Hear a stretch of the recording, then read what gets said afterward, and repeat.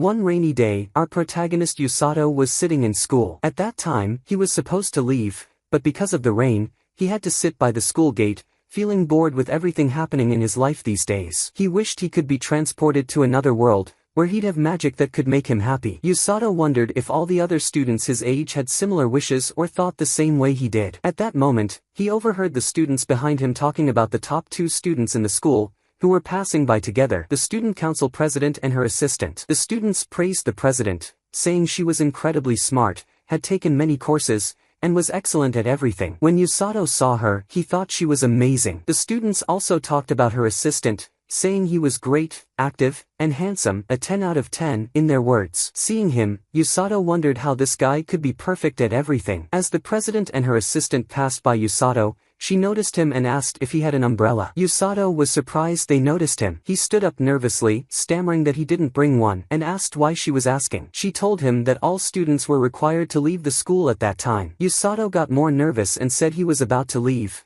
But as he was about to go, the president stopped him. She told him that leaving in the rain like that would damage the student council's reputation. Her assistant, Kazuki, then offered, saying, "Don't worry, I'll lend him my umbrella." The president, Suzumi, asked Kazuki, "Do you know him?" To which he replied, "Yeah, he's my classmate." Usato was surprised and thought, "This is the first time we've talked." He realized that Kazuki was actually a very kind person. Usato took the umbrella from Kazuki and thanked him. They laughed together afterward, deciding to walk home together. Usato was shocked that he would be walking with the 2 most famous students in school and thought that the entire school would be jealous of him. Suddenly, as they were walking, they heard bells ringing everywhere. But Usato couldn't hear the same sound as Kazuki and Suzumi. They couldn't figure out where the sound was coming from, but Usato kept telling them he couldn't hear anything. Out of nowhere, a magical circle appeared beneath them, glowing intensely, and transported them to another world. The 3 of them woke up in front of a king and his entourage. Kazuki asked Usato if he was okay, and Usato replied, "Yeah, don't worry. But where are we, and who are these people?" Kazuki responded, "Honestly, I have no idea. I'm with you." Usato looked at Suzumi and saw that she was incredibly excited. She told him, "You're right, Usato. This really does look like another world." The king then spoke, saying, "You've finally woken up. I'm sure your sudden arrival here has confused you." Kazuki, angry, shouted, "Get to the point. Who are you, and what did you do to us?" The king responded,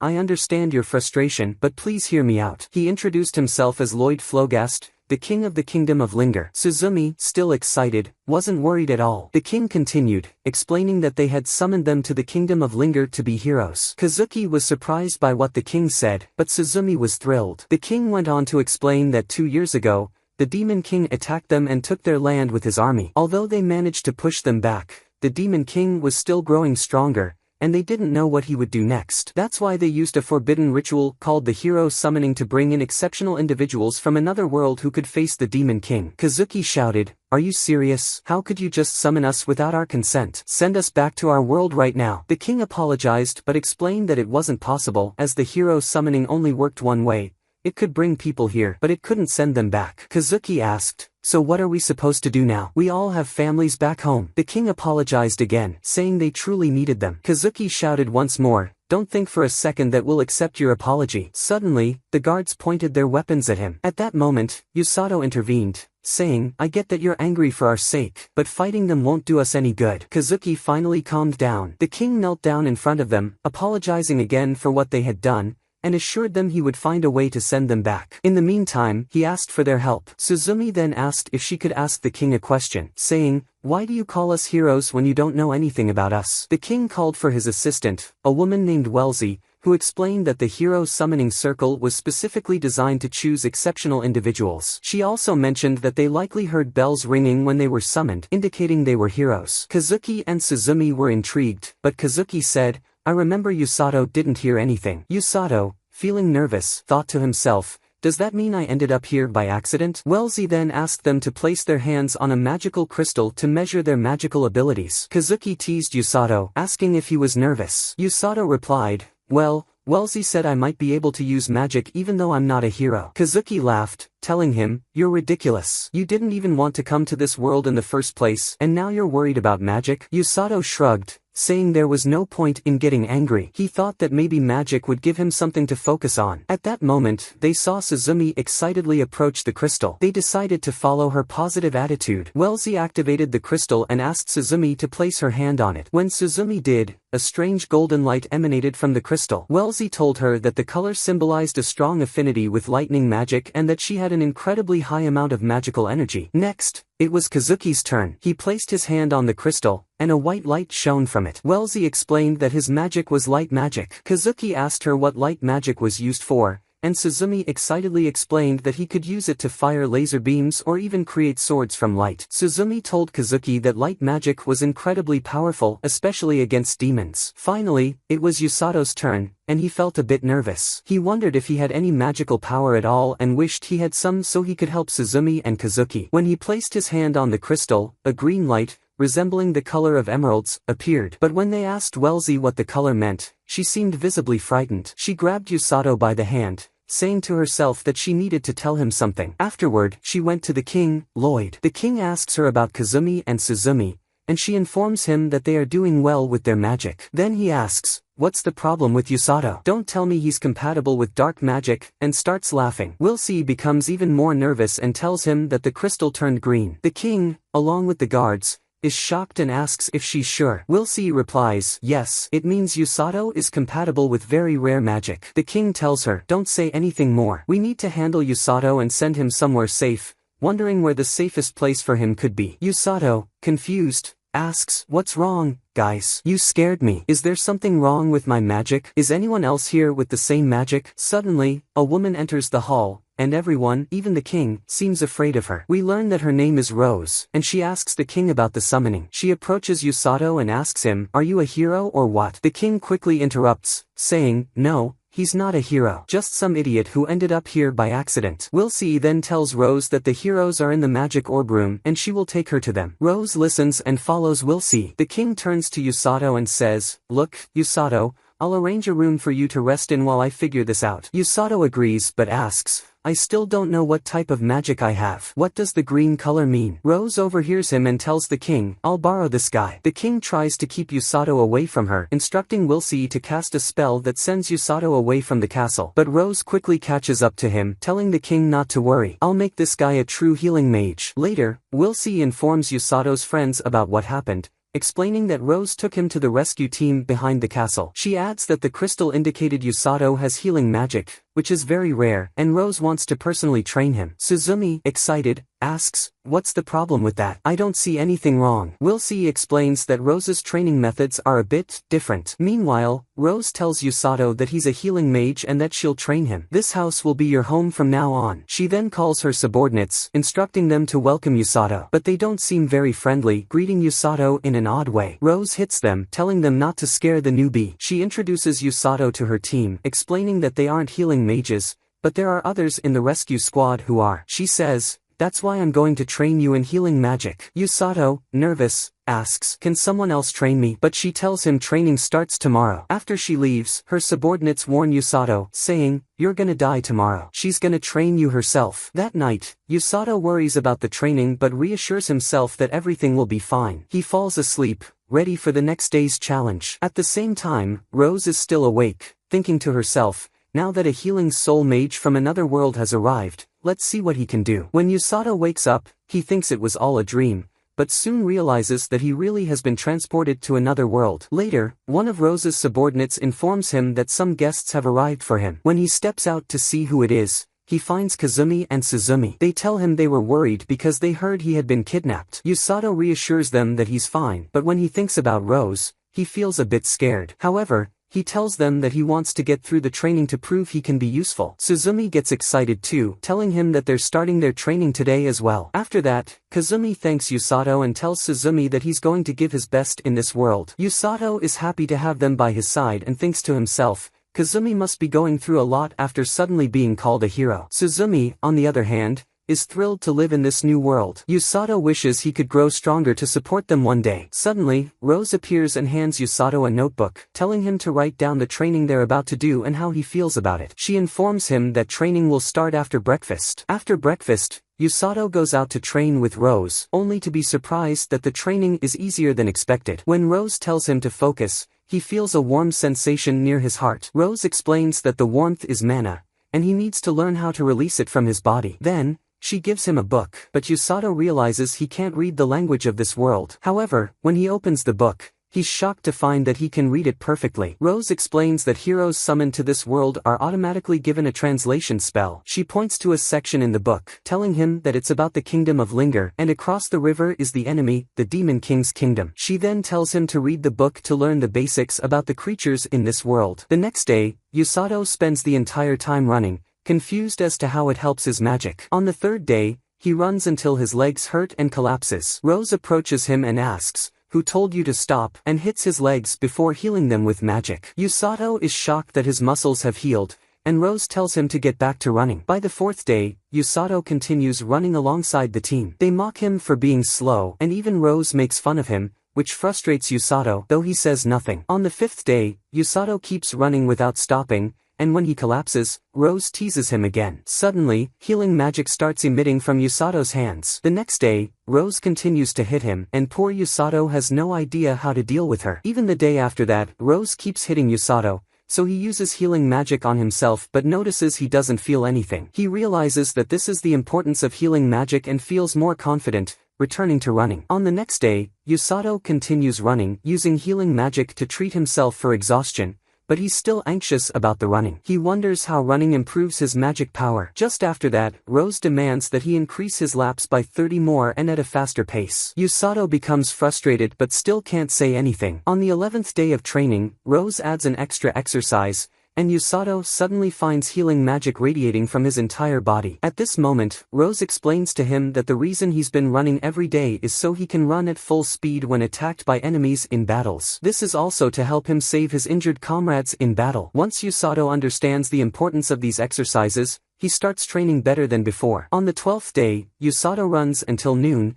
then starts doing push-ups, and this time, he feels his body has become lighter. When Rose notices this, she realizes that he has started to get used to the tough training, so she adds some weights to his body while he runs to make the training harder. The next day, Usato is surprised to find that his lunchbox is missing, so he asks his friends where it is. One of them says cheekily, "Yeah, I ate it." Usato gets really angry and wants to hit him, but Tongue informs him that fighting within the rescue team is strictly prohibited. But Usato doesn't stop, chasing after him to hit him. That's when Usato realizes that Rose did this to make him get used to the extra weights. A while later, Kazuki and Suzumi come to visit Usato, but this time, they have brought along a strange knight. When they see Usato training, they are shocked at how harsh the exercises are. At this moment, Usato is doing push-ups with a massive stone block on his back, and above that, Rose herself is sitting. Usato, the fool, pretends not to feel Rose's weight and says, "You're so light, aren't you?" Rose gets off the block and places another stone block on it, making Usato's back feel like it's about to break. But Usato isn't just anybody, so he uses his healing magic and manages to lift the weight with great effort. Kazuki and Suzumi are completely stunned by what's happening, but Suzumi, the silly one, is impressed by Usato's newly developed muscles. The knight, however, is extremely angry at what Rose is doing and says, "You're destroying the future of a great young man." Rose replies, "I have my own method of training, and Usato is going to be my right hand when he grows up." Usato is shocked by what he hears. Rose continues, "Usato is a true discovery, and I love his hatred for losing and his refusal to give up." Usato is even more surprised, as this is the first time Rose has ever praised him. Then, Rose tells him, "All right, go rest for a bit and hang out with the guests." Afterward, Knight Linus speaks with Kazuki and Suzumi, telling them, "Look after Usato until I get back. I need to have a word with Rose." Later, they all sit together, and Kazuki explains to Usato that Knight Linus leads the kingdom's army and is considered the strongest knight in the kingdom. He is also the one who teaches them swordsmanship. Usato then asks them about the girl who's with them,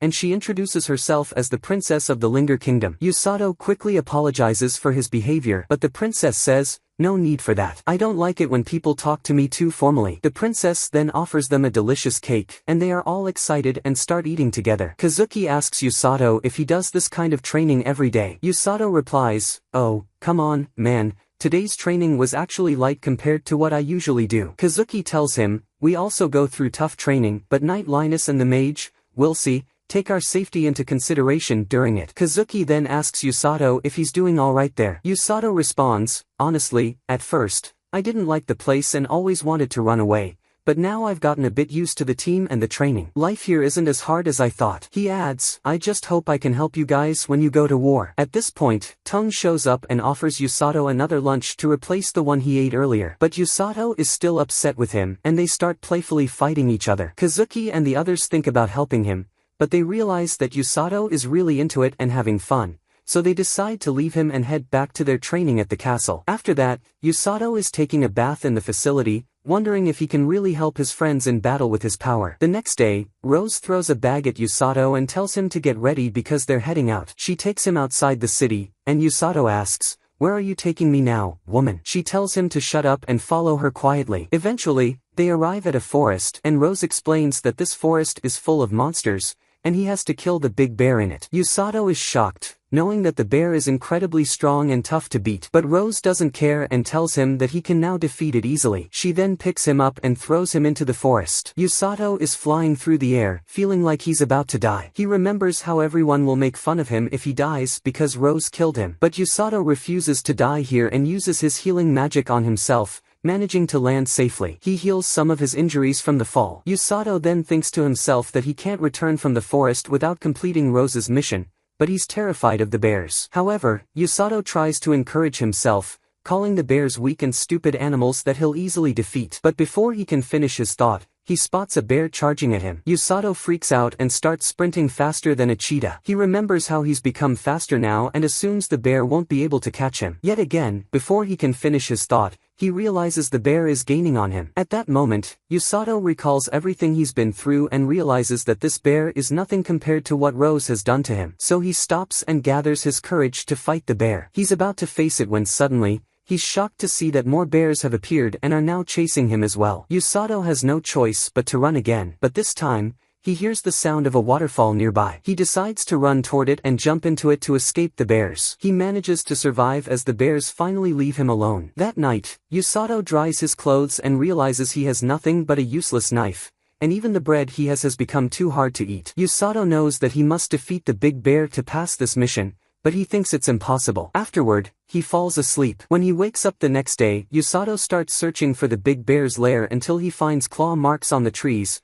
which are clearly from a bear. That's when Usato hears a nearby animal sound, and when he goes to check it out, it turns out to be nothing more than a small rabbit. As the rabbit hops out from the tree where it was hiding, Usato notices that it appears injured, with a wounded leg. He asks the rabbit if it's alright, only to be surprised when he realizes that the rabbit can actually understand him. Immediately, Usato heals the rabbit's wound and resumes his search for the giant bear. However, he soon finds that the rabbit is now following him. Usato tries to convince the rabbit to stay back, warning it about the dangerous monsters he's hunting, but the black rabbit pays no attention and continues to run after him. The rabbit seems to know where the giant bear is, so it leads Usato directly to its location. Sure enough, the rabbit guides him to the den of the bears, where Usato discovers that they are a whole family. He then goes off to search for water, but finding none nearby, he's forced to drink directly from the lake. After a while, Usato starts to feel that the bears are actually friendly creatures living happily together. But then, he feels an intense pain in his stomach and realizes it's because of the contaminated lake water. Even his healing magic doesn't seem to work, as Usato can't cure poison. Just then, the black rabbit shows up again, and despite Usato's pain, he's glad to see the rabbit. The next day, the rabbit leads him to a fresh, clean water source where Usato can finally drink properly. But suddenly, the rabbit freezes in fear, sensing a dangerous presence nearby. As they search for the source of this fear, Usato is shocked to find that the creature in question is a massive snake-like monster. Terrified by the serpent's overwhelming killing intent, Usato tells himself that it's best not to engage. For the next 4 days, Usato is unable to shake his anxiety and continues to simply observe the great bear from a distance. He's happy just watching the bear family, but he knows he can't leave without killing the giant bear. So, for the first time, Usato makes the decision to fight the great bear tomorrow. As a heavy rainstorm begins, Usato prepares to set out, but the black rabbit stops him. He decides to heed the rabbit's warning and stays put for now. The next morning, Usato heads out to kill the bear, brimming with newfound confidence, but the rabbit senses something strange. When Usato arrives at the den, he is horrified to find that all the bears have been slaughtered. He realizes that Rose will kill him for failing the mission,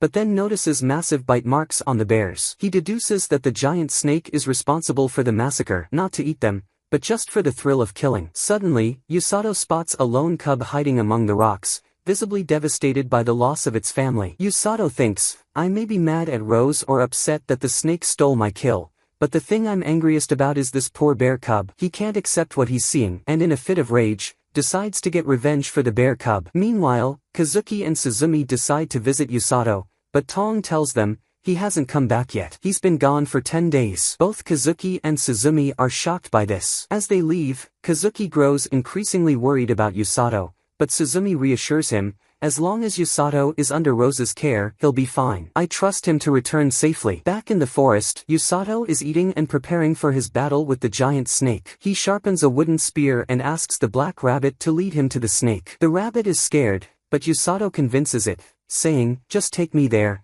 and then you can run away if you want. The rabbit agrees. They search for the snake until they find it, but Usato is shocked to see the bear cub approaching the serpent on its own, intent on fighting it. The cub is furious over the loss of its family, but the snake looks even more terrifying, reminding Usato of Rose's intense gaze. There's no way we'll lose, Usato thinks. Nothing scares me more than Rose. With that thought, he charges at the serpent, but his attack is reckless, and the snake almost bites him in half. Usato barely dodges at the last second. Taking advantage of the moment, Usato stabs the snake in the eye with his spear. But the snake retaliates, striking him with its tail and sending him crashing into a tree. Usato quickly uses healing magic to recover and decides to attack the snake from its blind side, targeting the wounded eye. The snake, however, is smarter than him. It tricks Usato and manages to bite his arm. Despite the pain, Usato refuses to give up. He pulls out his knife and plunges it into the snake's mouth. The snake retreats, but Usato notices that its venom is now coursing through his veins, causing him to feel dizzy. Fortunately, because he was previously poisoned by the lake water, he is now resistant to poison. With renewed determination, Usato attacks the serpent again, this time with help from the bear cub. Together, they manage to knock the snake unconscious, but Usato doesn't stop there. He drives the spear deep into the snake's other eye, and the cub holds it down until they're sure the monster is dead. Afterward, the cub approaches Usato, grateful for his help in avenging its family. But suddenly, the snake springs back to life and attacks them. At that moment, Rose appears and finishes the snake off, turning it into a leather belt. She explains to Usato that the black rabbit had informed her of everything and that the rabbit is actually her pet, who had been deceiving Usato the entire time. Usato is shocked, saying, but the rabbit was injured. Rose laughs, you fool, it was just pretending to gain your trust. She goes on to explain, I didn't expect this monster to show up now. It's actually a creation of the demon kingdom. Rose tells Usato that the snake is so powerful that it could wipe out an entire battalion, leaving Usato stunned. He asks, then why did you make someone like me, a beginner, fight it? Rose replies, I did it so you could gain experience fighting something much stronger than you. After that, they head back home. Along the way, Rose stops and says to Usato,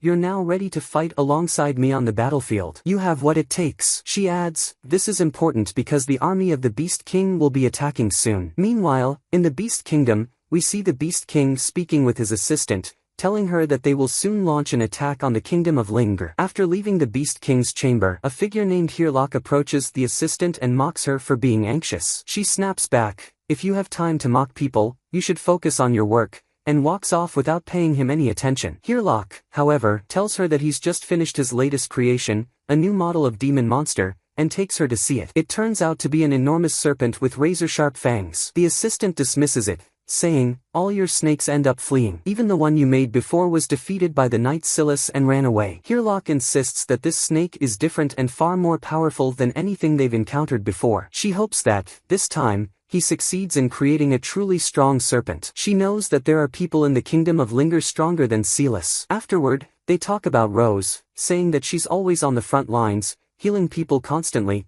but despite that, she's a top-tier fighter. She's frustrated with her and vows to eliminate her. The demonic doctor tells her that she's the commander this time, so she can't even go to the battlefield. She responds by saying she won't go this time, but she'll send them the eternal dark mage, the Black Knight. At that time, Usato is at home, very happy to have returned to his family. Later, he wakes up his bear, Bloren, and gives him some strange fruit for breakfast. It tastes delicious to both of them. The black rabbit appears, wanting some of the fruit, but Usato is still upset with him, not forgetting how he was manipulated earlier. In the end, though, the rabbit manages to get the better of Usato, appealing to his soft side, and makes him give up some fruit. Then Rose shows up, slightly surprised by the name Bloren. She tells Usato that King Lloyd has approved him to be part of the rescue team now. But she also gives Bloren a chilling look, saying, "That doesn't mean you won't be working with us." The bear gets scared and immediately hides, so Usato asks her what she wants from him. After that, they go for training, and Rose makes Usato carry Bloren on his back,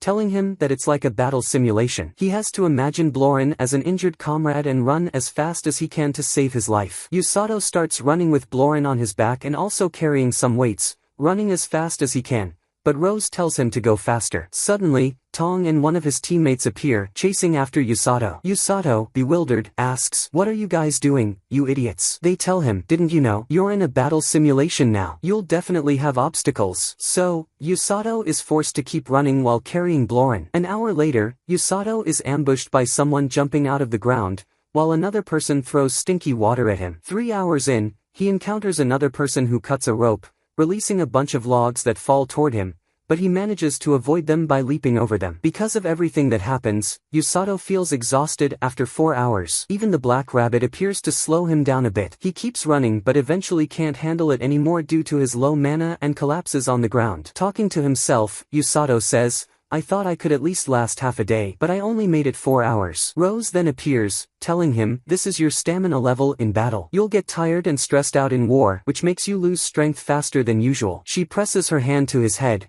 using healing magic to restore his mana. She tells him he needs to build more stamina, not just for his body but for his mind as well. She also informs him that after regaining his strength, he'll have to run around the castle while still carrying Bloren. Usato starts running around town, and people are curious about what he's doing, carrying such a large creature on his back. But they calm down when they realize he's a member of the rescue team. At that moment, Bloren smells something and wakes up, pointing it out to Usato. It turns out that Bloren has caught the scent of the fruit they ate earlier, but Usato has no money left. He's completely broke. Usato asks his companion at the shop, "Why does everyone seem normal with me carrying this big bear on my back?" She explains, "It's because you're part of the rescue team. It's clear from your outfit, and we've gotten used to seeing all sorts of weird-looking people from the team running around town. Anyone used to seeing those strange faces would obviously find it normal to see someone like you carrying a cute bear." Usato starts to leave, but an elderly lady stops him and gives him a piece of the fruit, saying, "We're acquaintances now." Usato thanks the old lady, but Bloren ends up eating Usato's hand along with the fruit because he's so ravenous. After that,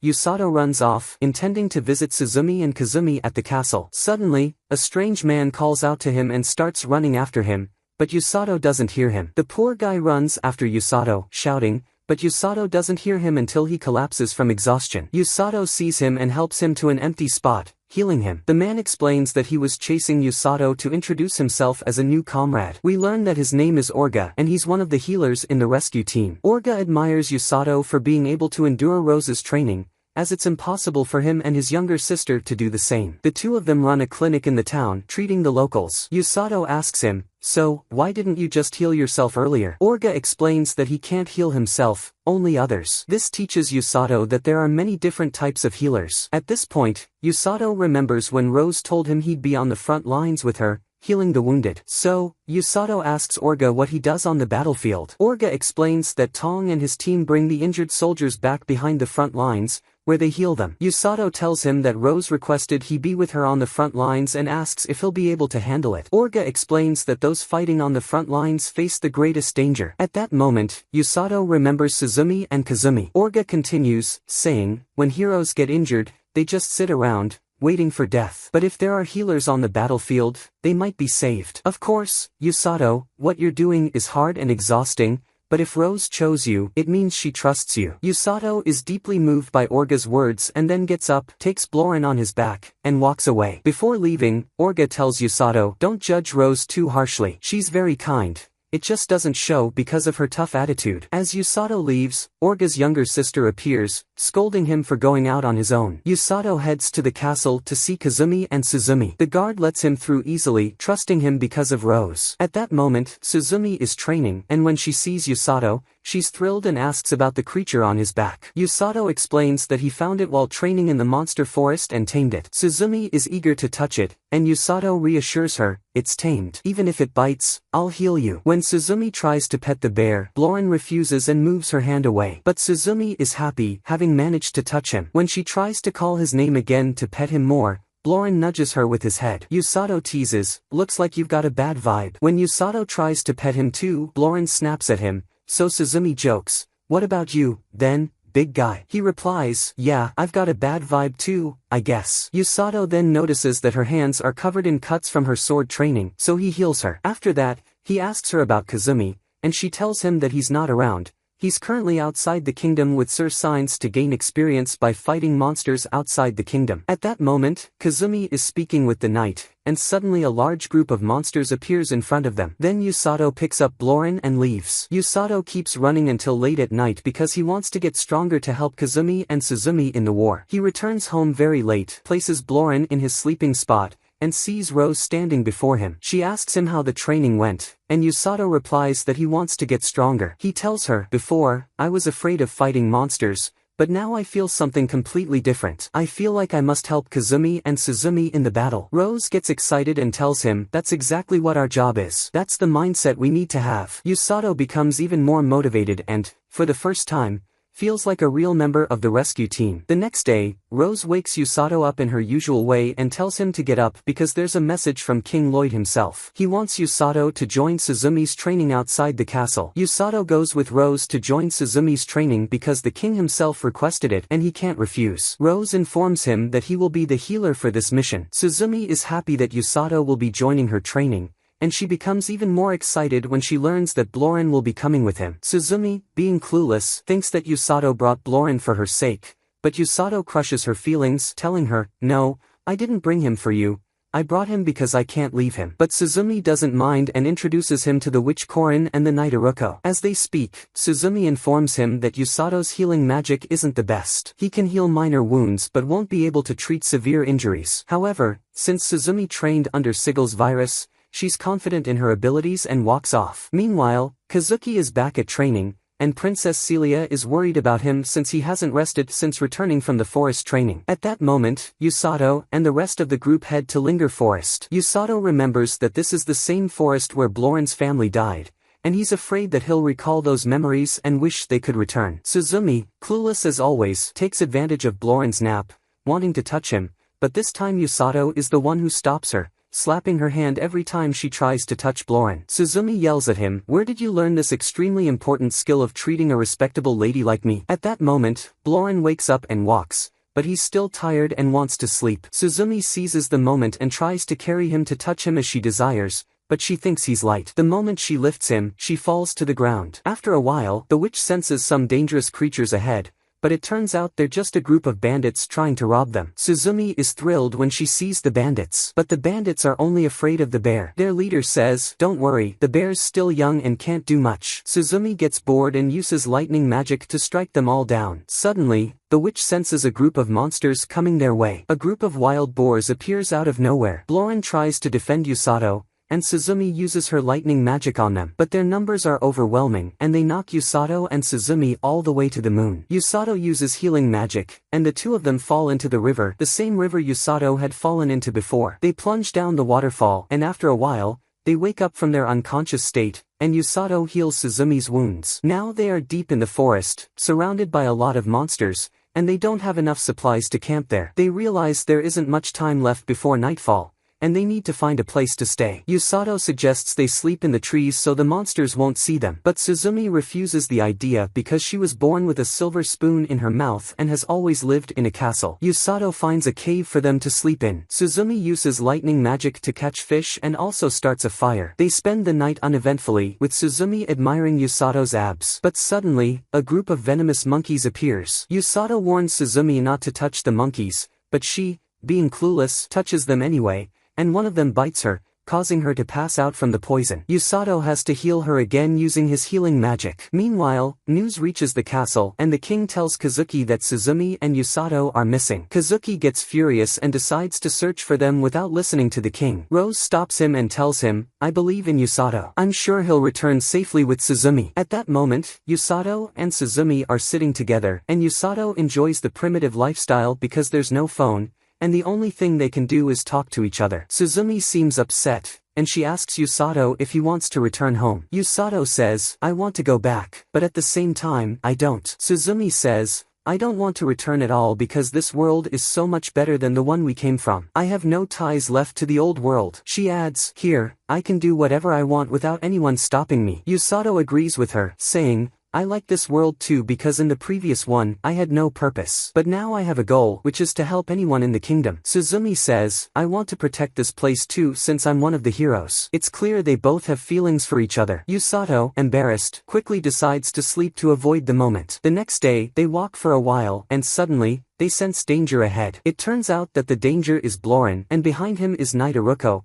who is extremely exhausted from chasing after Bloren until he passed out. He explains that he had been chasing Bloren because he was able to track their location. At that moment, Bloren feels nostalgic for his family because the place they're in now used to be his family's den. But he overcomes this since he now has a new family. After that, they return from the forest. After they return to the castle, King Lloyd apologizes to them for putting them in such a difficult situation. And the naive Usato says, don't worry, I'm used to these kinds of things, almost revealing how Rose treats him. But he quickly catches himself, saying, I didn't mean it like that, I meant I used to explore forests in my old world. He lies to the king, saying, the training in the rescue team is going really well, because if he says anything else, Rose will turn him into boiled potatoes. After that, the king tells them they can leave now to get some rest after their forest training. As they're walking through the corridor, they run into Kazumi, who is running towards them, clearly worried. He was so concerned that he almost went to the forest by himself to find them. Suzumi calls Usato reckless, and he replies, what are you talking about? You're the one who let the monkey bite you, causing you to pass out. She quickly shushes him so he won't expose her. Kazumi and Usato talk for a bit, with Kazumi saying Rose believes in him,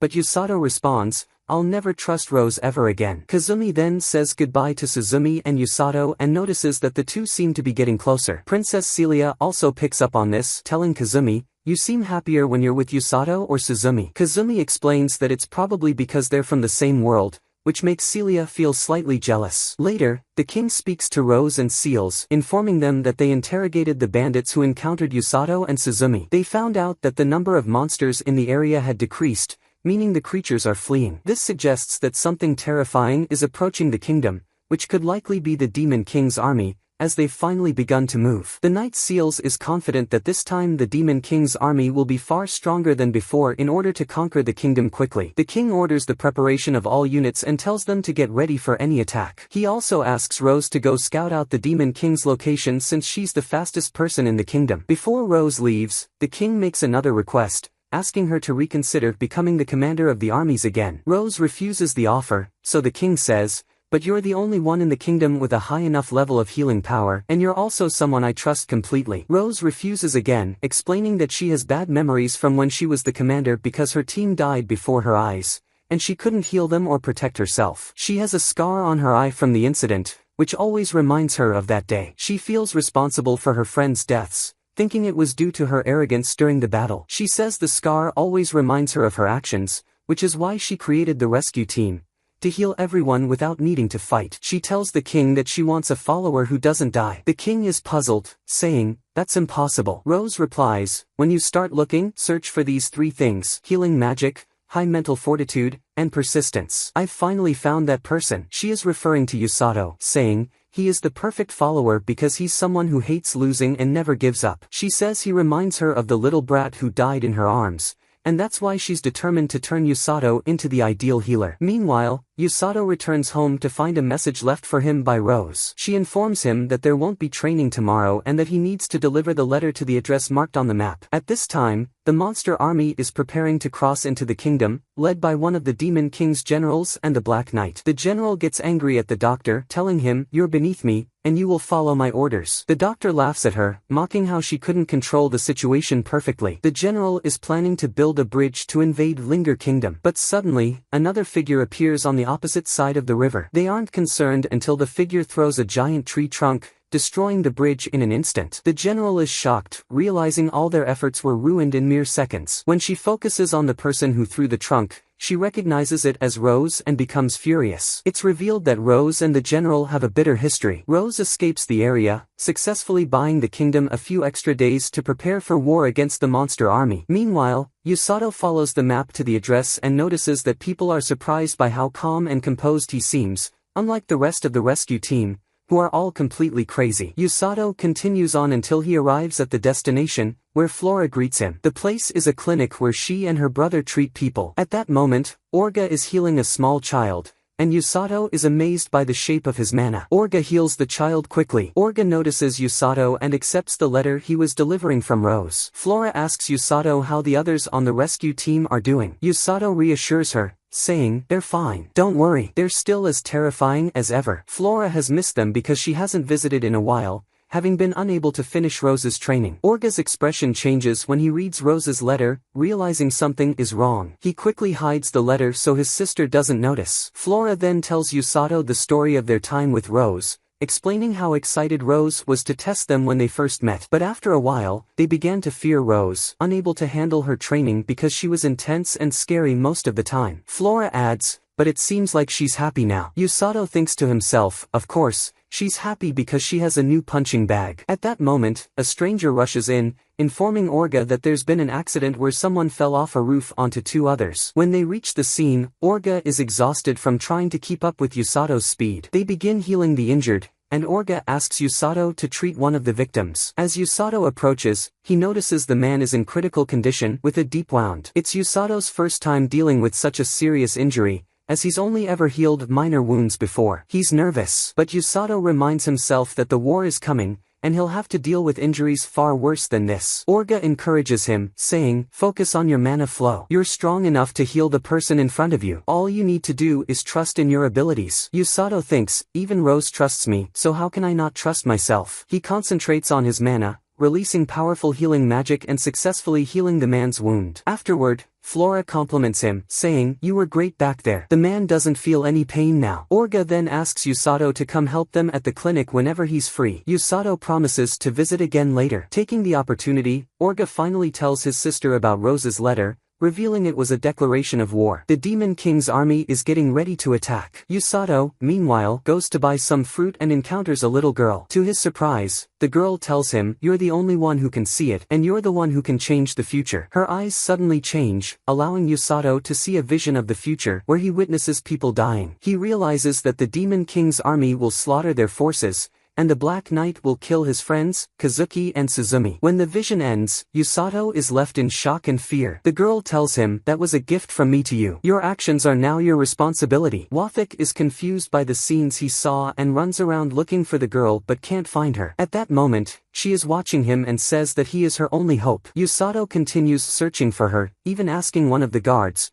but they haven't seen her either. Frustrated, Usato gives up on finding her. Suddenly, Rose appears, and the guard gets terrified as if he's seen a monster. Usato, however, gets into trouble with her for no reason, as Rose grabs his head and slams it to the ground. She informs him that she had been scouting around the kingdom, investigating the positions of the Demon King's army, and saw them building a bridge to cross into their lands. She tells him that she destroyed the bridge and managed to buy the kingdom a few extra days. Usato is bewildered by her strange personality, but suddenly she squeezes his head again. He then asks her about the girl, and Rose explains that the girl appeared suddenly in the city and managed to take down the bandits and gangs that were chasing her, even though she's only 12 years old. Usato wonders why anyone would hunt her in the first place. Rose explains that it's because she belongs to a wild race, and some of them possess a special kind of magic. Usato says, like the ability to show people strange visions. He reveals that the girl made him see strange scenes of people dying in front of him. Rose explains that she has heard of a rare species known as the time seers,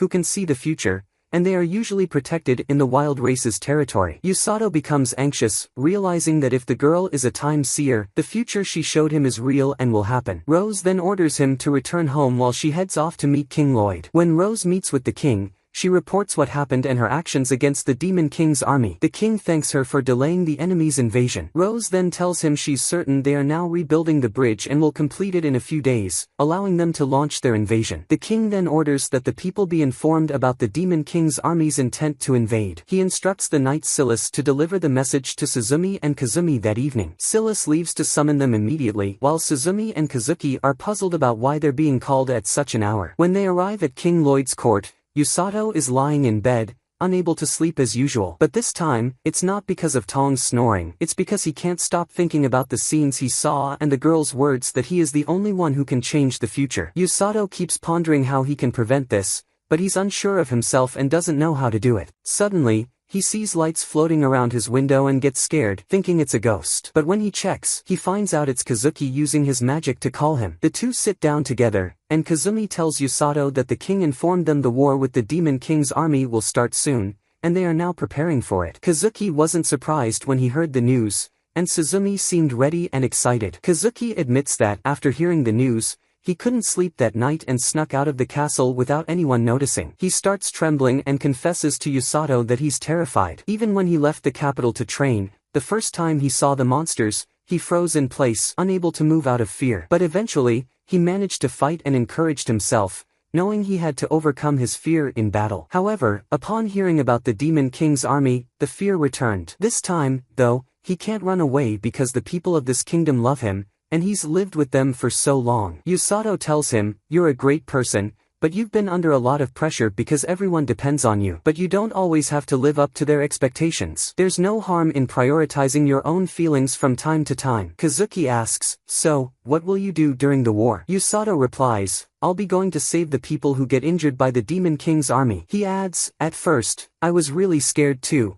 but I made an important decision and I can't back down from it now." Kazuki asks, "How can you want to sacrifice yourself in this world where you got stuck by mistake?" Usato responds, "I can't deny that I didn't like how I ended up here, but now I've been through a lot, met people who care about me, and helped me become someone important. I can't just let them die." He adds, "Even if you don't fight like the heroes, you'll still be my friend." Kazumi is deeply moved by his words and slaps himself, deciding that he will help Usato and Suzumi. But Usato urges him to calm down and reconsider his decision. However, Kazumi has made up his mind and tells Usato, "I feel great when I'm around you, and that's why I'm excited to fight and protect you." Usato and Kazumi agree to protect the kingdom together. Kazumi says, "I'm glad I met you, Usato," before leaving. Usato then tries to go back to sleep but overhears everything from his conversation with Kazumi. He says, "Honestly, I'm exhausted right now and I really need to sleep." Suzumi acts silly and admits that she had been following Kazumi to make sure he was okay, but now she feels relieved after Usato made his decision to fight alongside them. Usato responds, "Honestly, I don't want Kazumi to fight at all." Suzumi grabs his shoulders suddenly and asks, "So, you want me to fight alongside them, don't you?" Usato quickly replies, "Of course not. But you're very different from Kazumi. You were the one who decided to stay in this world from the beginning." Suzumi understands his words, bids him farewell, and leaves. The next day, King Lloyd addresses all the kingdom's armies, informing them that the Demon King's army is preparing for war and will soon invade them. He then announces that the kingdom will intercept them in the Greenlands, and he's certain that this time they will be much stronger than before, making this battle far from easy. However, the king assures them that the kingdom is not weak, thanks to the presence of the hero Kazumi and the heroine Suzumi. The king reassures them that the kingdom of Lingar will emerge victorious, and they will set out tomorrow to defeat the Demon King's army. Afterward, Kazuki speaks with Princess Celia, telling her, "I will protect this kingdom with all my strength," before leaving. Meanwhile, Floor is trying to play with the bear Bloren, but he refuses. At that moment, the black rabbit appears but also ignores her, leaving her disappointed. Her brother is struggling with the bags, and Usato goes to help him. Floor continues trying with the animals,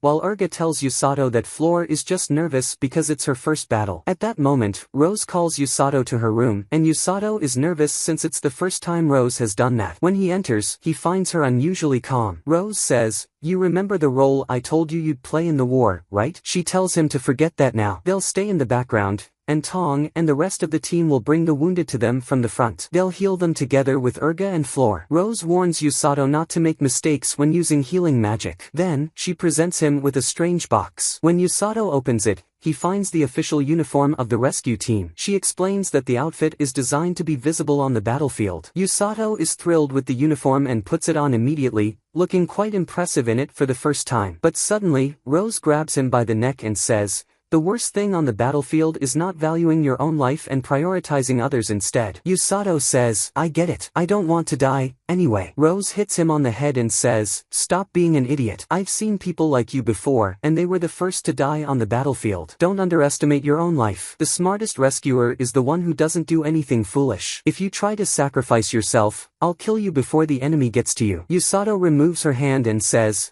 "I will protect everyone, and that includes me too." Rose is impressed by his confidence and courage. When Usato leaves the room, he recalls the terrible future he saw and says with determination, "I have one mission, and that's to make sure Kazumi and Suzumi don't die, no matter what." Then the rescue team convoy heads off to join the battle against the Demon King's army. Floor feels bored, so Tong explains that the capital is far away from where they're headed, so it's normal to feel that way. At that moment, Usato asks Rose what demons look like. Rose responds, "Well, they look a lot like humans, but they have twisted horns. The big difference between them and us is their huge stamina and the enormous amount of mana they have. Even the regular soldiers among them are incredibly strong." Usato feels really scared of them but remembers that Rose is even scarier. Rose speaks to him and praises him, saying, "Even though you were thrown into this world by mistake, I didn't expect you to become this strong." Usato replies, "Of course, that's thanks to your tough training, which could probably turn a mouse into a regular beast." At this moment, Rose remembers her fallen comrades and places her hand on her injured eye from the last war. We go back in time 5 years before that moment. At this time, Rose was the captain of the Linger Knights. The king summons them and tells them that demons have been spotted in the Greenlands,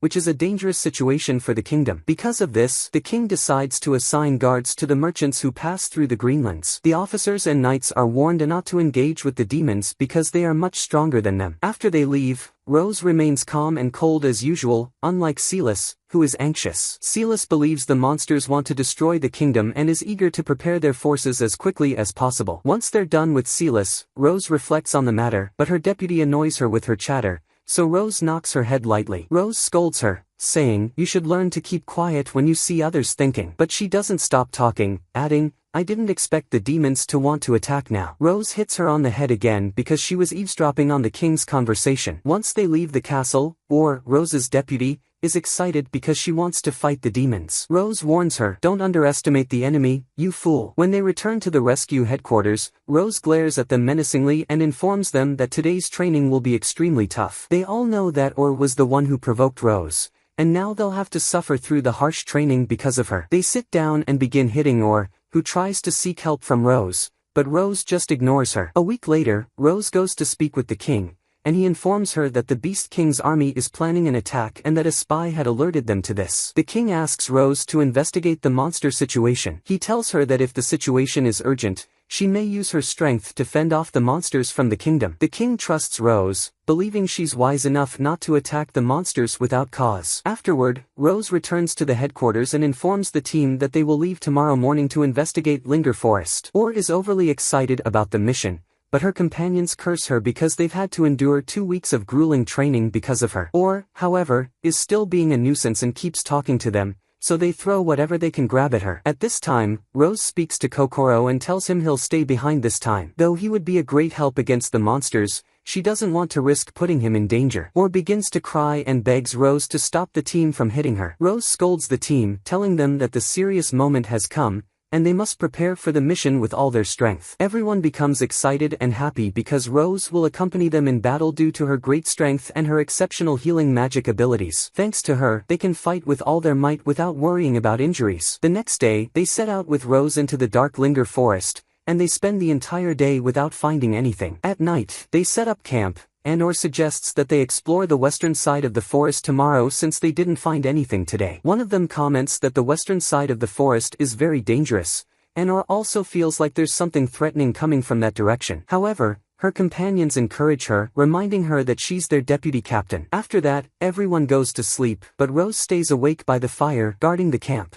Still awake, gets up to sit beside Rose. As she sits next to her, or asks why Rose chose her to be the deputy captain. Rose replies, "You're very skilled, and no one has ever complained about you. I'm even considering passing the title of captain to you in the future. I can't lead this unit forever, and one day I'll have to hand it over to you." Or refuses, saying she couldn't possibly do what Rose does. She calls herself stubborn and says she doesn't listen to anyone, so she can't be the leader. Or tells Rose, "You're the only one who took care of me despite my constant stubbornness in everything. Even though I was annoyed by you at first, I ended up feeling happy to have met someone like you. That's why you're the only one who has to be the leader." Rose hits her lightly again, and/or says, "I can't believe this is your reaction after everything I just said to you." Rose replies, "I didn't choose you at random. I chose you because you never give up, no matter what happens, and you always look forward. That's a leader's mindset." Or is thrilled and bursts into laughter. Rose leaves her to get some sleep, and/or is surprised to find that all her companions had been watching and listening to her. They tell her, "We trust you, Deputy Captain,"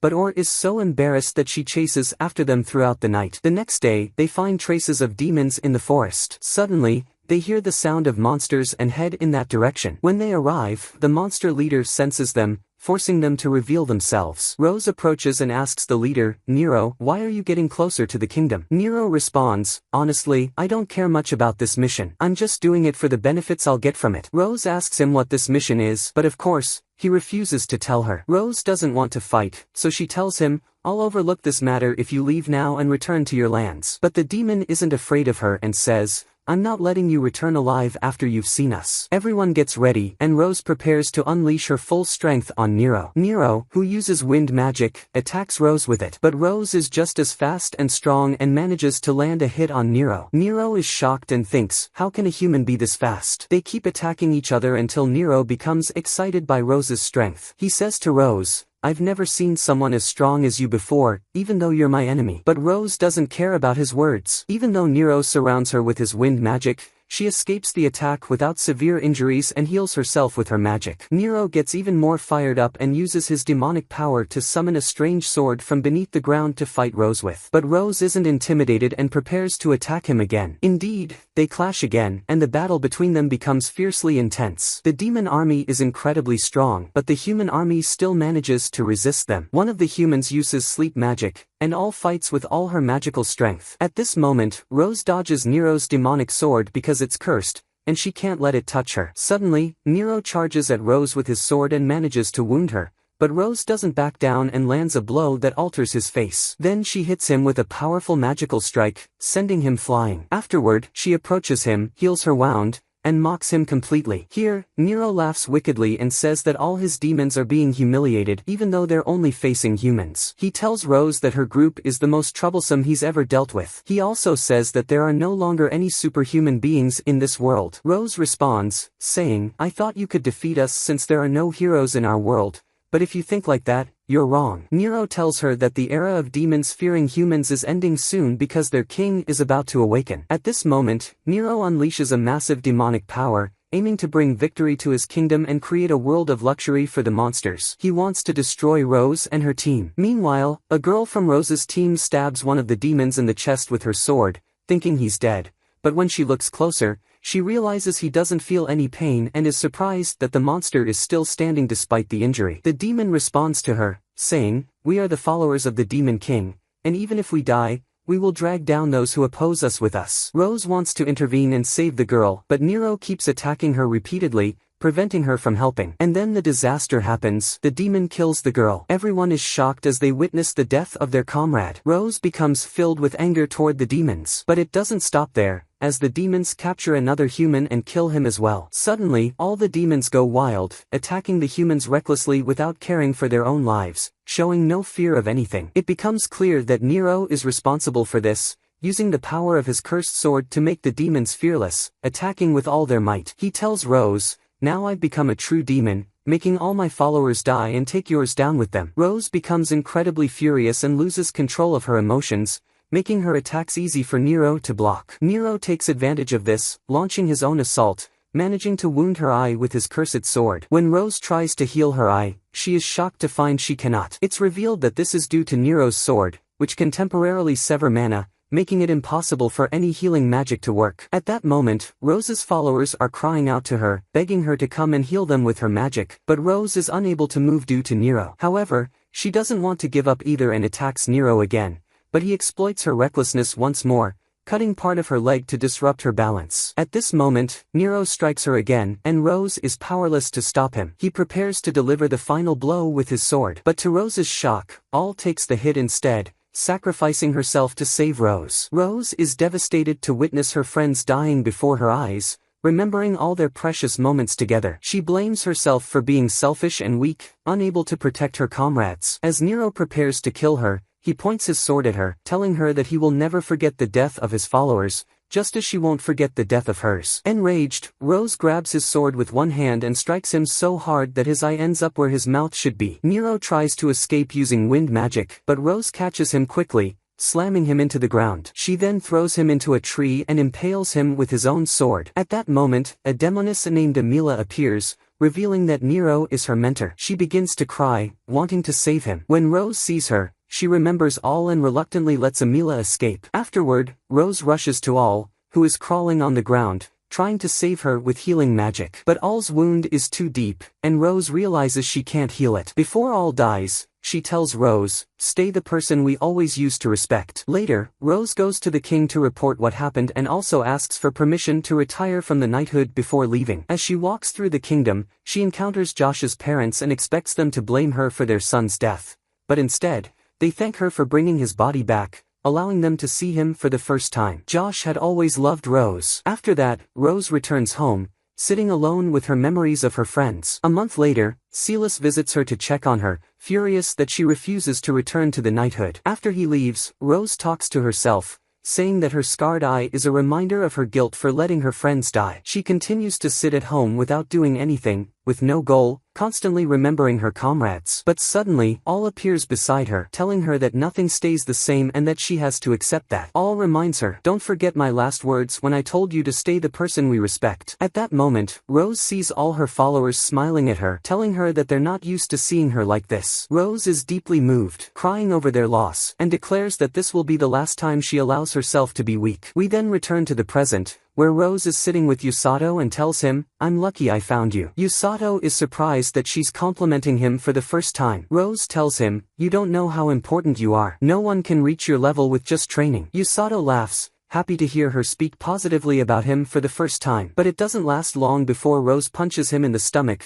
almost making him vomit. Yet she praises him again, saying, "You have everything I was looking for, and I'm sure you won't die." At the same time, the demon army finally finishes building the bridge, and the Black Knight is eager for the battle. Amila tells him that he can use all his might in this fight. The Black Knight is confident that he will easily defeat the humans. But Amila warns him, telling him that among the humans, there are tricky opponents who are stealing the wounded. He replies, "Why should I be afraid of a few people who are running away?" She explains to him that the cowards running away are, in fact, monsters. However, the Black Knight becomes even more excited upon hearing that there are strong individuals among the humans. Then, we switch to Usato, who wakes up early on the day of the war. Suzumi has also woken up early, and she proudly shows off her hero armor in front of Usato. This armor was specially made for her and is designed to support her lightning magic. But Suzumi, being foolish, keeps showing off the armor excessively, and Usato is left puzzled by her antics. Suzumi, as usual, annoys Usato by getting too close to him. He shouts at the top of his lungs, calling for Kazuki to rescue him from this crazy girl. Fortunately, Kazuki shows up and convinces her to leave Usato alone. Meanwhile, the human army prepares to face the Demon King's army, relying on magic users. As soon as the monsters appear, they will strike all at once. Kazuki notices Suzumi is a bit anxious,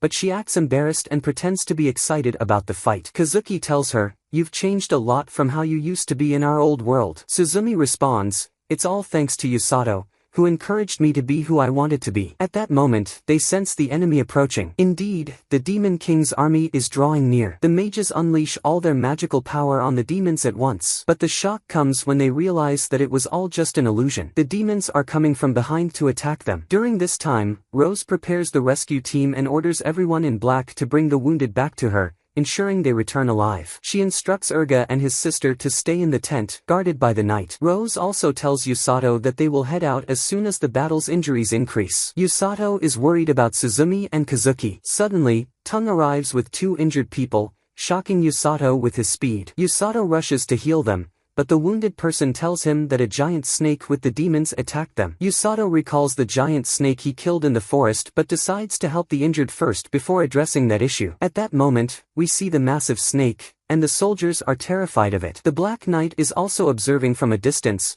mocking the humans for their weakness. But suddenly, a knight strikes him from behind and manages to stab him. The soldier thinks he's finished the Black Knight, but he is shocked to see that the injured one wasn't the Black Knight. The knight pulls the sword out of his body effortlessly, unharmed. The soldier wants to warn the others about the Black Knight, but the knight intends to catch up and kill him. Then, one of Rose's assistants appears and throws stinky water at the Black Knight, quickly grabbing the soldier and escaping. The Black Knight recalls Emila's words about the tricky enemies among the humans. He grows furious and summons immense demonic energy, determined to kill all the humans. He notices Suzumi's lightning power and heads toward her to fight. Meanwhile, Rose tells Usato that it's time to head to the battlefield. She hands over the task of healing the injured to Orga and his sister. They both run toward the battle, and as they do, Rose tells Usato that she heard from one of the injured that there's a strange Black Knight on the battlefield using some kind of weird magic.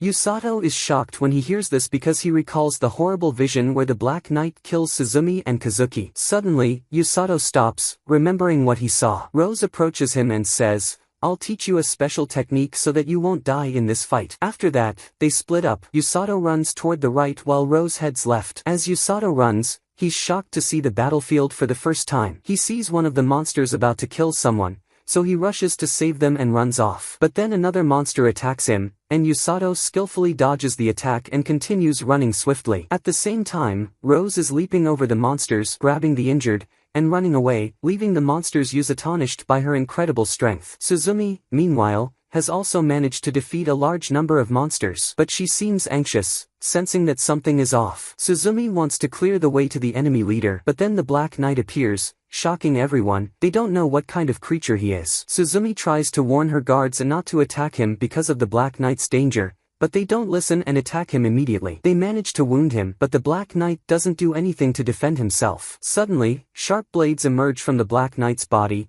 and even the soldiers who struck him with their swords seem to have been the ones injured. Kazuki, too, recklessly faces the Black Knight using his magic, but Suzumi stops him at the last moment before he gets hurt. However, Kazuki's light magic manages to hit the Black Knight in the shoulder. Suzumi then realizes that the Black Knight's magic is a reflection magic that can reflect any attack directed at him. Even Kazuki's blow is returned to him, and he suffers a severe shoulder injury. Usato is running toward them, recalling the terrifying nightmare he had. He becomes anxious as he remembers his team lying on the ground, unfocused. A demon is about to kill Usato, but one of Usato's former rescuers appears and saves him. He tells Usato that Suzumi and Kazuki are on the front lines of the battlefield. At that moment, Suzumi devises a plan and tells Kazuki to follow her lead. She moves quickly and, with Kazuki's help, manages to stab the Black Knight from behind. As she suspected, the knight couldn't reflect the attack because he didn't feel it, and as long as he's unaware of the strike, his power won't activate. But suddenly, the Black Knight stabs both of them and they suffer severe injuries. He had been pretending to be hurt earlier but was unharmed in the end. When Usato arrives at the scene, Suzumi apologizes to him before she dies. Back in the previous world,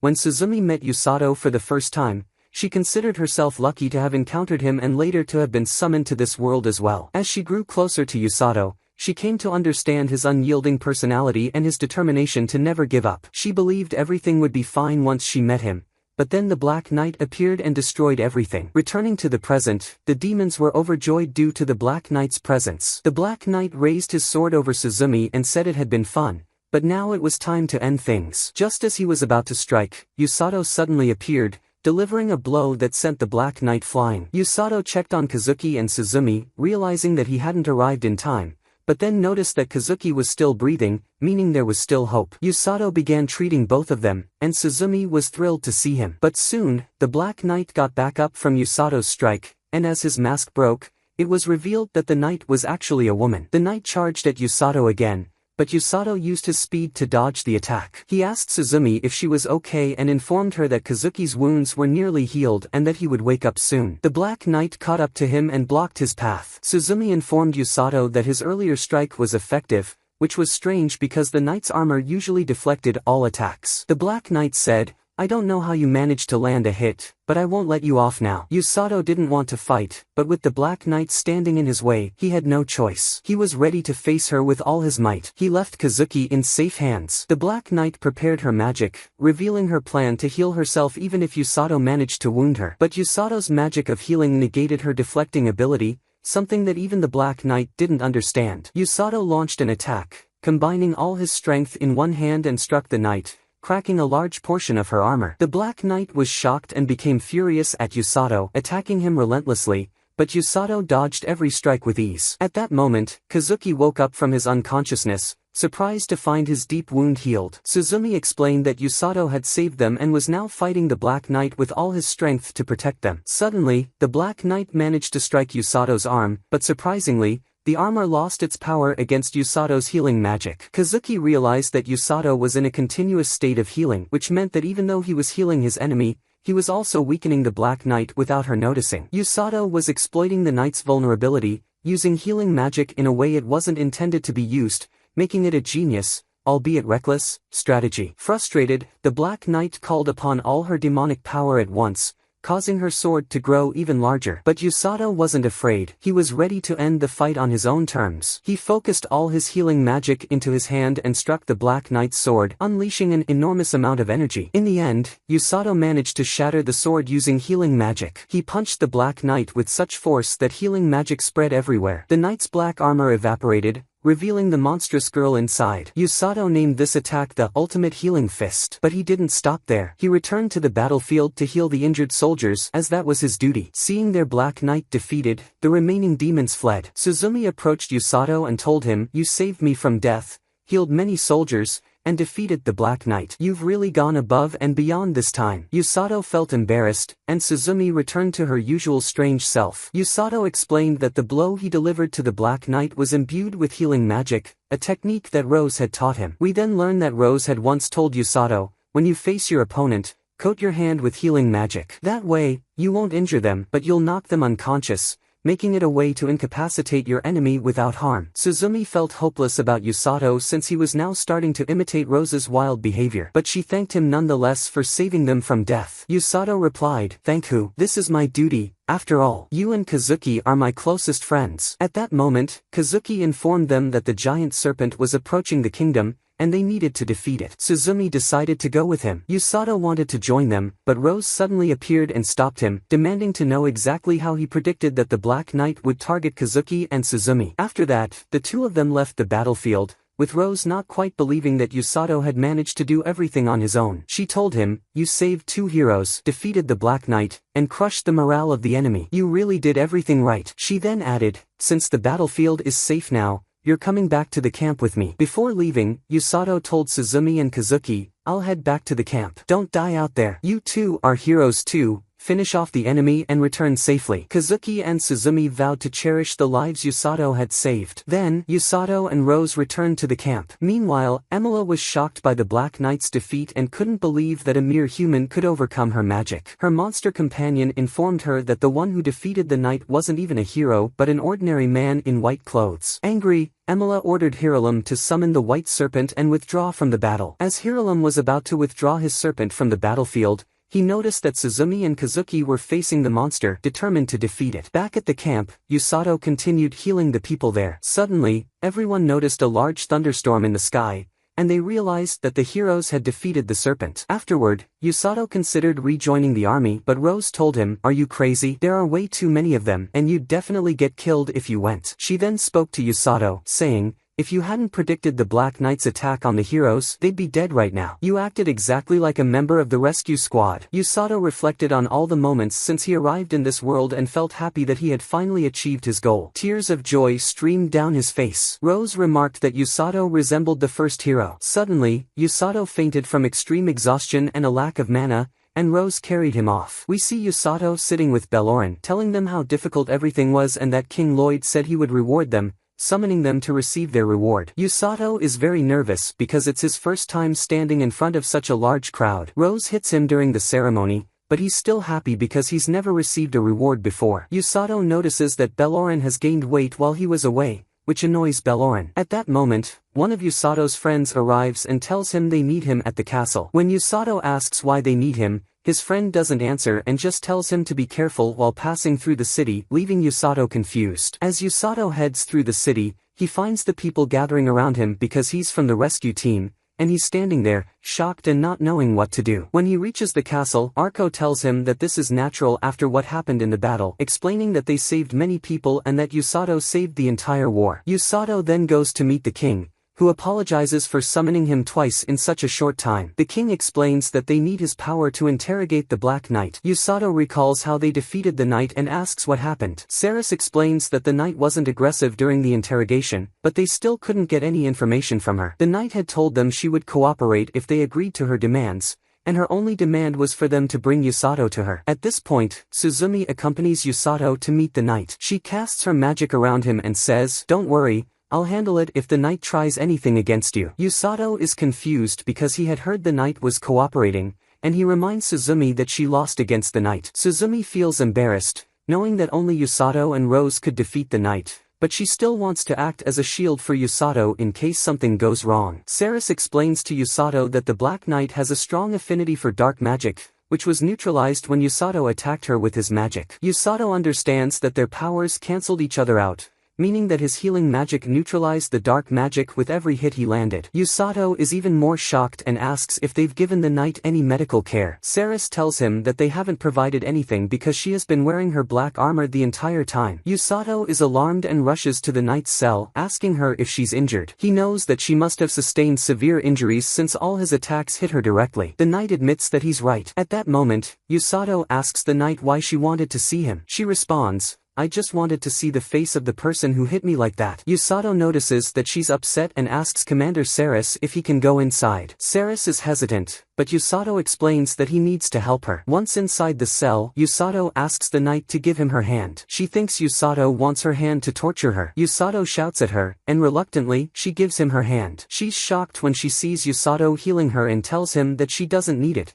trying to pull away from him. Usato tells her that he would be upset if he saw her die, and he continues healing her. Suddenly, her armor disappears, and she's stunned by the warmth of the healing magic, something she's never felt before. She tries to hold on to him, dispelling her armor and crying. The next day, Usato meets Rose, and she tells him that she'll train him again. This is because the Beast King's army is going to attack soon, so she wants to teach him a few things before that happens so he'll be ready. Usato tells her that he also wants to know the level of his healing magic since he can't heal complicated things like diseases. Rose explains that this type of healing magic is difficult for his current level, and it's too soon for him to try. Usato asks if there are any physical exercises, and Rose tells him that his physical strength and endurance are high, so they don't need to worry about that right now. Usato is confused and asks what they'll be doing exactly. He becomes scared when Rose adjusts her stance and asks what she's planning to do, calling her a crazy woman. She tells him that she's going to spar with him, hitting him faster than he can react. She tells him to try to dodge her attacks, but he's terrified and steps back, asking if she really hates him. He says, "If you hit me, I'll explode right away," and Rose laughs wickedly. She says that means they'll move on to the next phase. Usato becomes even more scared and says, "Fine, send me to fight the Beast King instead. That's better than this." Rose then asks him if he thinks he can heal himself when he's injured. She tells him that healing magic doesn't work on wounds caused by cursed weapons. She smiles and tells him he's not bad and that they'll start slowly. Usato says that he shouldn't be hit unless it's gentle, and he calls her a monster. Rose gets annoyed, but Usato quickly apologizes when he sees that she's upset, realizing that he wants her to take the training seriously. She thanks him for his seriousness. She suddenly picks him up and throws him into the air, so Usato activates his healing magic before anything bad happens. When he lands safely, he's shocked to see Rose appear right in front of him. She laughs evilly and tells him, "You better block this next attack," gathering all her strength into one hand. Usato feels like a bomb hit his stomach, and he passes out. When he wakes up, he finds himself lying in the forest and laughs at the nightmare he just had, relieved that there was no sudden training. But he's shocked to find Rose standing behind him, telling him, "You woke up. Let's continue training." Rose tells him not to worry because she reduced her strength at the beginning, and he should be fine now before hitting him again. Later, Usato recounts all of this to the knight and is shocked to realize he's been training for 3 days, calling Rose the worst. He tells the knight that no matter how hard he tries to dodge her, Rose hits him more. Yesterday, she hit him in the stomach, nearly making his heart swap places with his pancreas. The knight is confused as to why Usato is spending time with her, and he explains that he's just free today. The knight wants to say something to him, but changes her mind, puts on her armor, and tells Usato to leave. As Usato walks around, he thinks back to what happened during the battle. Suddenly, he senses a strange magical power pass by him. He goes to investigate and finds that it's coming from Kazuki. When Kazumi finishes his training, they sit together with Celia. They talk for a while, and Celia tells Usato that they've gathered enough information about the Demon King's army. She adds, "I heard that without you, Usato, we would have lost." Afterward,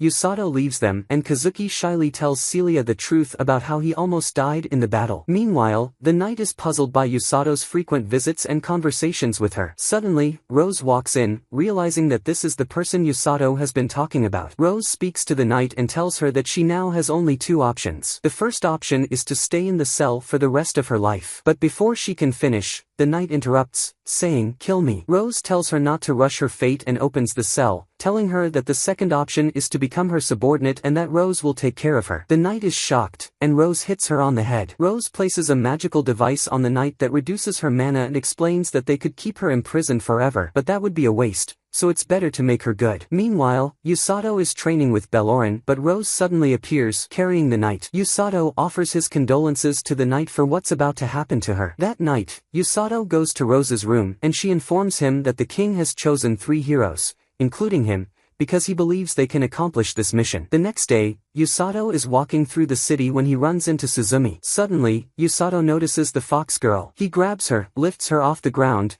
and tells her, "We need to talk." The girl calmly tells him that she has been waiting for him, and now it's time for him to repay his debt to her, asking him to heal her mother. Suzumi gets really excited when she sees her because she has fox ears and a tail. At that moment, she talks to Amako and tells her, "You're the only one who can save my mother." We learn that this girl's name is Amako, and she's from a fox tribe. She says to Usato that she wants to continue talking with him alone. Meanwhile, the knight is still training, and the rest of the team is teasing her because she's very slow, even though she's very strong. She can't handle the intense effort and sits down on the ground exhausted. Then Rose comes to her and yells at her to keep running. At that time, Usato is with Amako, and she's not opposed to Suzumi hearing her secret because she trusts that Suzumi won't tell anyone. Usato then asks her about the spirit, and she explains that she had to show it to him or the heroes would have died, and the kingdom would have been destroyed. Amako tells him that she saw this vision a year ago, but she didn't want to abandon the people she's been with here. Usato's team learns that she's been looking for a healer the entire time, and she had been living in the monster zone. Suzumi knows that the monster zone is far from here. Amako then explains that she didn't have any other way to save her mother. She left the monster zone because only humans could be born with healing magic. Usato asks her why she didn't ask Orga at his clinic, and Amako tells him that she couldn't bring her mother along, and she never told Rose because Rose is frightening and had seen a vision where she refused her request. Suzumi understands this because of Rose's high status. Because of all of this, Usato is the only one left to help her. Amako says that the moment she saw Usato, she knew he would go with her because he's the kind of person who helps others, which is why she saw his future. She asks him to go with her to the monster zone and save her mother. Suzumi tells her that it's a very difficult task because Usato has become an important figure in the kingdom now. Amako shouts at her, but Usato says he might be able to do it and asks Suzumi if she's heard of their journey to deliver the letters. Suzumi says she has heard of it and understands what Usato is thinking. They might be able to visit the monster tribe zones while they're traveling. Usato tells Amako that if she feels any threat from Suzumi, she should scream loudly. Usato then goes to Rose and tells her that Amako is a seer, but Rose doesn't believe him and says he must report it to King Lloyd first. Usato is surprised that this is serious, but Rose explains that seers are responsible for disasters and passing information to the monster races. If one like them is in the kingdom, it could lead to a war between the monster factions. Rose is also planning to visit the monster factions. After that, Usato and Amako learn that the matter will take some time due to her abilities. Usato reassures her, saying that the king will approve their request, but it will take a little while. She understands and tells him that she'll return home today. Before leaving, she thanks him and is happy. That night, the rescue team is eating, but the knight refuses to eat with them. Usato comes to her and tells her that she needs to eat because she might pass out from hunger. She's upset that this misery will last another day and says she wants to return to prison. Usato laughs and gives her something he bought from the market that day, a notebook, and tells her to write everything she experiences daily, as it might make things easier for her. The knight is happy and eats while feeling reassured when she sees Usato eating with her too. The next day, the knight decides to write as Usato advised her. She writes that on the second day, she was running so much that she fell to the ground, and Rose came to hit her so she could keep running. She's confused why the rescue team is laughing at her while she's lying on the ground crying, and she thinks they're just crazy. On the fifth day, Usato runs with them, and she notices that he hasn't broken down yet and says that he's a human but not quite. On the 10th day, they hear a strange sound from the forest, but she doesn't know what it is and decides to stop training and check it out. When she goes to see, Usato is training with Rose and takes a very powerful hit, which makes her think he's dead. Suddenly, he uses healing magic, and nothing seems to be wrong with him. Rose yells at him for not dodging the hit as she asked, but Usato explains that every time he tries to dodge, the trajectory changes and hits him. The knight is scared of them both and hears Rose tell Usato to stop talking until he can actually dodge her attacks. They start again, and the knight is shocked when Rose disappears and almost strikes Usato, but he finally manages to dodge her hit, which leaves the knight stunned. Rose tells him not to neglect his defense and strikes him again, sending him flying into a tree. The knight wants to check on him but is suddenly surprised to see him happy because he finally dodged Rose's strike. Rose is also pleased with the result, unlike the knight,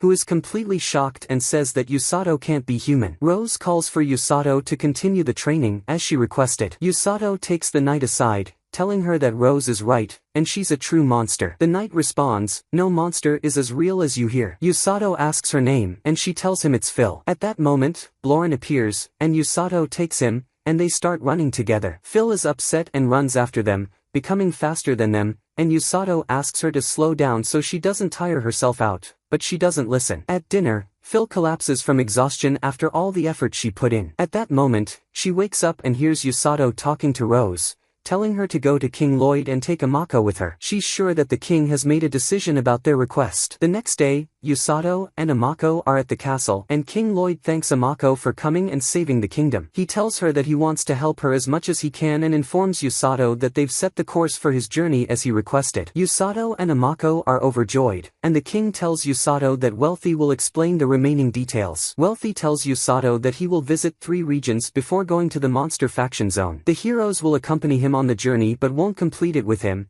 and he will also have 2 knights with him. Usato suggests bringing the knight Orga, and he successfully does so. He also brings Bloren as his special knight assistant. At that moment, Phil is running from something and is terrified because Rose is chasing her quickly and strikes her. Phil is upset because she wants to escape, and she also hears about Usato's journey, but she wants to go with him. Rose tells her they'll return to their original home to train and then discuss the situation. To the west, Usato meets Phil, and she's upset because he's leaving and will leave her behind. Usato laughs at her until she gets upset and walks away. He then meets Rose, who tells him that this journey will teach him many things, and she's expecting more from him. Usato is moved and decides to continue his life with her and his friends in this world. He says goodbye to his friends and sets off from the castle,